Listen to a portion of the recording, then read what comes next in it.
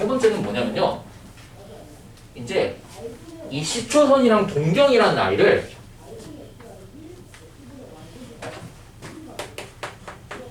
자, 시초선을요. 앞으로 특별한 말이 없으면은 시초선의 처음 시작점을 우리가 원점이라고 했고요. 뻗어나가는 방향을 X축의 양의 방향으로 뻗어나가는 걸로 정의를 하게 돼 있어. 이게 시초선이야. 시초선. 시초선을 X축을 그렸을 때요. X축을 그렸을 때 원점 기준으로 오른쪽에서 뻗어나가는 이 아이를 앞으로 시초선이라고 정의를 할 거야. 고정시켜 놓을 거야. 얘를. 그냥 시초선을 이렇게 고정시켜 놓으면 되지 않아요? 네, 그렇게 해놔도 돼요. 근데 해석하는 게 이제 어려워지겠지.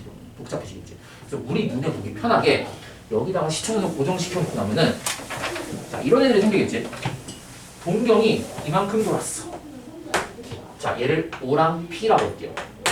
동경이 OP가 있어. OP가 이만큼 회전을 하는 우리가 물리량을 세타라고 했을 때 이 노란색에 있는 동경의 크기를 우리가 뭐라 그래? 1사분면에 있는 각도다라고 정의를 한다고. 됐어요? 그럼 1사분면에 있는 각도 세타는요.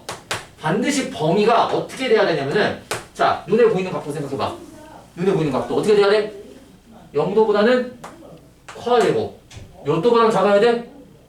90도보다는 작아야 되겠지. 90도보다. 그리고 얘가 이만큼 올라왔을 때 어떻게 한 거라고? 시계 방향으로 돌고 이만큼 넘어갔지.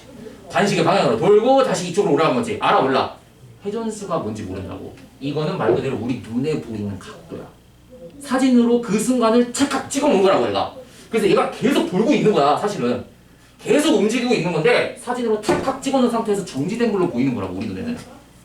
계속 움직이고 있다고 생각을 해야 돼 얘가 동경이. 그래서 여기에는 360도 곱하기 n 회전수 360도 곱하기 n이라는 회전수가 있어야 이 세타라는 각도를 우리가 1사분면에 있는 각도예요 라고 이제 정의를 해주는 거야. 이거를 라디안으로도 바로 바꿀 줄 알아야 돼. 라디안을 바꾸면 어떻게 되겠어? 360도 바로 바꿔봐. 얼마?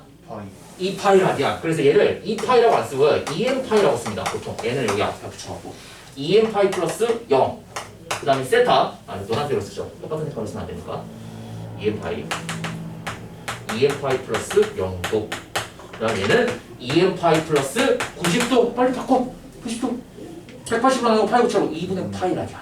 2분의 파이 라디안. 라디안으로 고쳤을 때도 이렇게 우리가 각도로 표현을 해줘야 돼.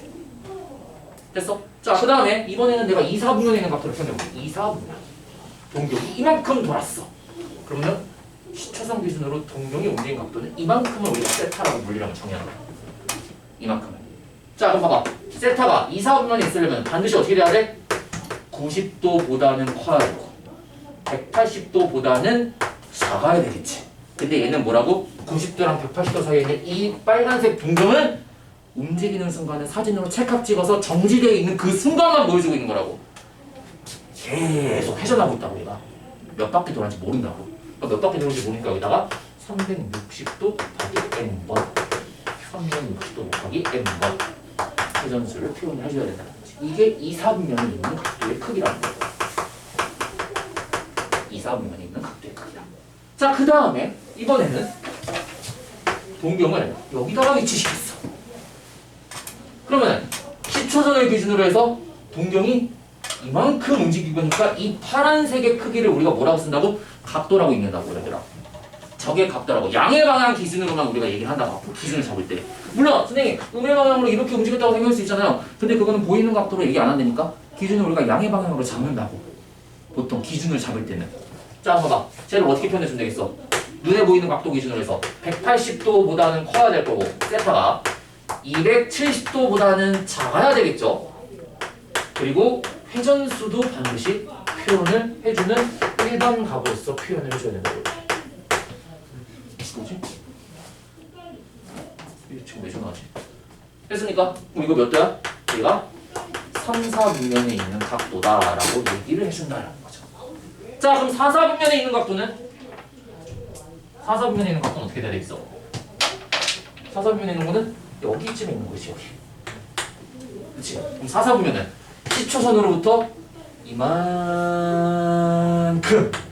움직인 각의 양을 우리가 4, 4분면에 있는 각도다. 눈에 보이는 각도라고 쟤는. 그래서 세타의 범위가 어떻게 있어야 돼? 270도보다는 커야 되고요. 360도보다는 작아야 되고 회전량을 우리가 몇 번 회전했냐라는 것도 표현을 해줘야 된다고. 덕이죠. 그래서 얘를 우리가 4, 4분면에 있는 각도다라고 얘기를 해줍니다. 자, 봐봐. 만약에 동경이 여기에 딱딱딱 축에 걸리게 되면 걔는 몇 사분면에 있는 각도겠어? 축에 딱딱딱 걸리면은 몇 사분면에 있는 각도라고 얘기를 안 해. 그리고 각각의 축에 있는 우리가 눈에 보이는 각도의 크기를 우리가 표시해봐. 얘는 몇 도가 되겠어? 90도가 되겠지. 라디안으로 표현해봐. 2분의 파이 라디안. 얘는 180도고 파이 라디안이고요. 얘는 270도가 되고 2분의 3 파이 라디안이고 얘는 0도가 되면서 360도가 표현이 되는 2 파이 라디안이 되는 애들이라고 해요. 그래서 동경의 위치를 1사분면, 2사분면, 3사분면, 4사분면 이렇게 4사분면에 결국 위치한다고 이렇게 정의를 똑같이 하는 거야 우리가. 그냥 20년 이제 이 정도는 뭔지 알겠지? 각도는요 이제 앞으로 회전수까지 같이 표현을 해줘야 돼. 그래서 몇 바퀴 돌았는지 몰라. 그런 것까지 고려를 해줘야 된다고. 자 그럼 거기 예제 문제 볼까요 여러분들? 4번 문제 지금 한번 풀어볼까? 4번 문제 지금 먼저 한번 풀어볼게요.